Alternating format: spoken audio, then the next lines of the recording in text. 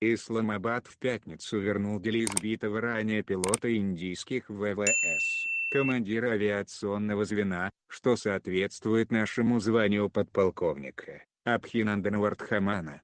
На родине Вардхамана ждет пышный прием, и почти нет сомнений в том, что он скоро превратится в национального героя.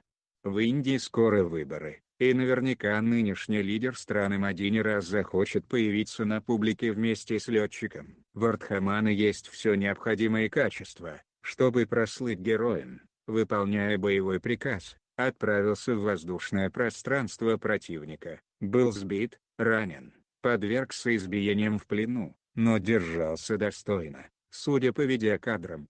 Кроме того, подполковник, сын известного на всю Индию маршала авиации Симхакутти Вардхамана, кстати, его отец считается сторонником тесного военного сотрудничества Дели и Москвы, ратовал за совместную разработку истребителя пятого поколения. И главное, что необходимо для звания настоящего героя, индийская пресса объявила именно Вардхамана победителем воздушного поединка с вражеским F-16. Восторг не только рядовых индийцев, но и генералов должен был вызвать тот факт, что поединок был явно неравным. F-16, самолеты другого поколения технически превосходят МиГ-21, пояснил ранее газете «Взгляд» летчик-инструктор, майор запаса ВВС, мастер спорта по высшему пилотажу на реактивных самолетах Андрей Красноперов.